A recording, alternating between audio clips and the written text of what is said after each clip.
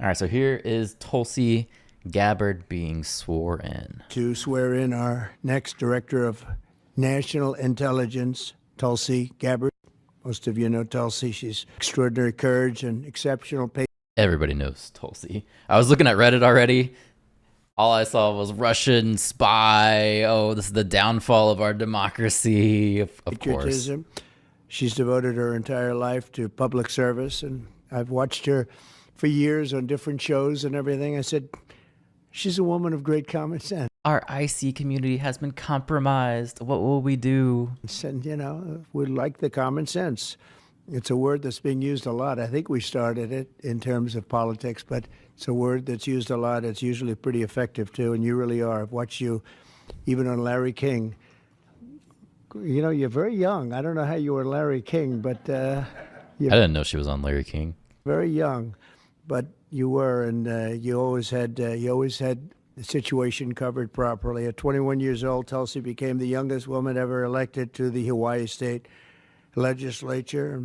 After 9/11, It just shocks me how many people have turned on her. Yeah, as soon as she started going on Rogan, as soon as she wasn't siding with the Clintons anymore, man, that script just flipped really quickly on her. She joined the Hawaii Army National Guard and deployed abroad 3 times and highly respected by everybody. So many people writing in letters saying she was so exceptional even then. She continues to serve as a lieutenant colonel in the U.S. Army Reserve, and Tulsi also served 4 terms in the United States House of Representatives, where she was a member of the House Armed Services Committee. She is a former vice chair of the National Democratic Party. Can you believe that? And here she is. That's very nice. We have a few of them.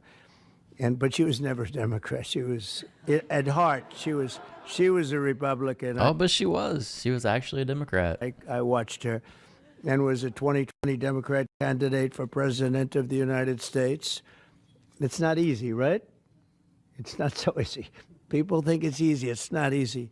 Throughout her service, Tulsi has always distinguished herself as a leader of the highest caliber.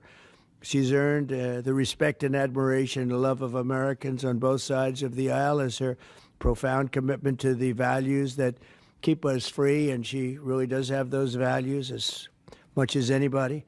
In recent years, Tulsi has been a courageous and often lonely voice speaking out against radical left's attacks on free speech and the dangers of an unelected deep state.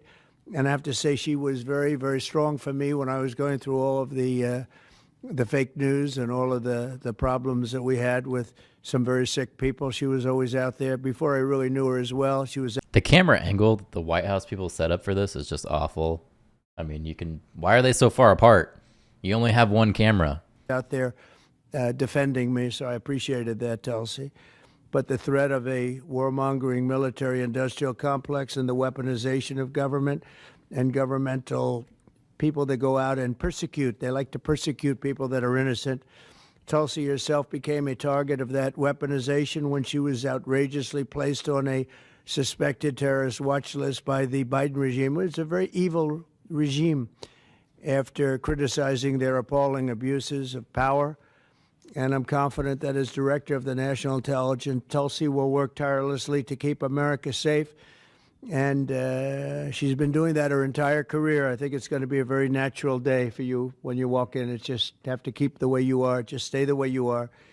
She'll be clear-eyed and she'll be focused on the threat of radical Islamic terrorism and lots of other threats, too, threats from within, and give no quarter to America's foreign enemies. At the same time, I'm entrusting Tulsi with the responsibility of overseeing urgently needed reforms to the U.S. intelligence community to protect the rights and the civil liberties of all Americans. She'll provide the American people with transparency, eliminate corruption, shrink the bloated bureaucracy, and restore honesty, integrity, and trust to the national security state.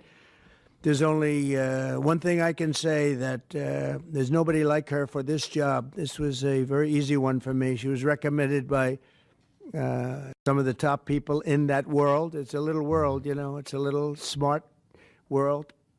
It sometimes can be an evil world when the wrong people are there, but we have the right one. She's had so many great recommendations. I would say Pam was right up there with her, Pam Bondi. She had a lot of I know her a little bit better, and you're doing a fantastic job after about 3 or 4 days, right? You've had a lot of experience, but you've never seen anything like this, Pam. But you're going to do fantastic as the Attorney General. Fantastic. I'm wondering what controversy was going on with her. I don't even know who she is, to be honest, but something was going on with her. So thank you and congratulations. We did this with Pam a few days ago, and this is again my honor. So congratulations to Tulsi, and I think Pam is going to administer the oath, and when she does that, I'll sign your new certificate. Good. Thank you. Thank you very much, everybody.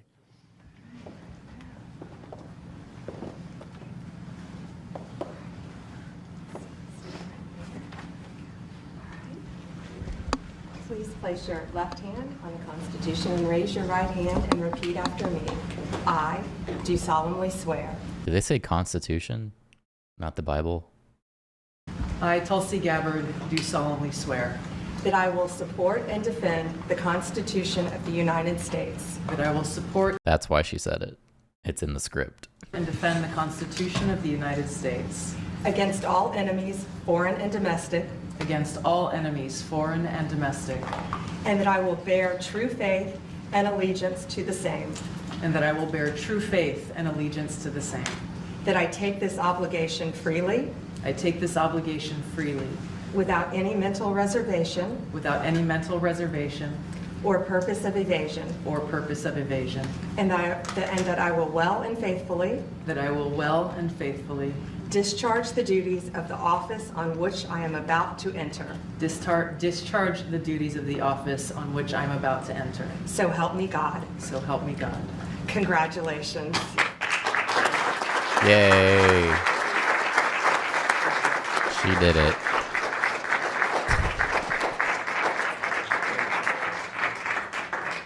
It's great. It's a big deal. Thank you. Okay. How's the Oval Office looking? A little different look, right? Look at the sign, Gulf of America. So it is, Google Maps has actually changed to Gulf of America. But when I was looking at a different website, if you VPN from a different location, it'll say something different. So it's not completely changed. It's the Oval Office. Easy. Okay, we'll get a good one here. He said we'll get a good one here.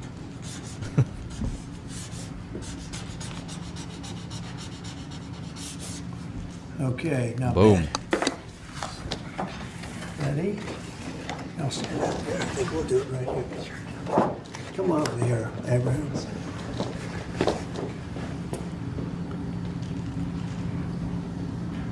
Okay, I'm sure there are no questions. Mr. President. Where will you be with You know what, I'd like to have Tulsi say a few words first, and we could answer a couple of questions, okay? Mr. President, first and foremost, I just want to say thank you from the bottom of my heart for the trust that you have placed in me to fulfill this critical position as Director of National Intelligence at any time, but specifically during this time. Democrats are just screaming right now, no, she's a Russian asset. Unfortunately, the American people have very little trust in the intelligence community, largely because they've seen the weaponization and politicization of an entity that is supposed to be purely focused on ensuring our national security. So I look forward to being able to help fulfill that mandate that the American people delivered to you very clearly in this election, to refocus our intelligence community by empowering the great patriots who have chosen to serve our country in this way and focus on ensuring the safety, security, and freedom of the American people. Democrats put her on a terror watch list, and they still couldn't stop her. As you've said, Mr. President, this is what I've dedicated my life to, and it is truly humbling to be in this position, to serve in your administration, help to rebuild that trust, and ultimately to keep the American people safe. Last thing I'll mention, that in your National Prayer Breakfast speech, You made a statement about your legacy of wanting to be remembered as a peacemaker. I know that I can speak for many of my fellow service members who are here today, veterans, Medal of Honor recipients, how deeply that resonates with us. For those who volunteer to put their lives on the line when duty calls, but to have a president and commander-in-chief who recognizes the cost of that sacrifice and ensuring that war is the last resort, not the first. So thank you for your leadership on behalf of my friends here and all who wear the uniform. We're grateful. Thank you. All right, there she is.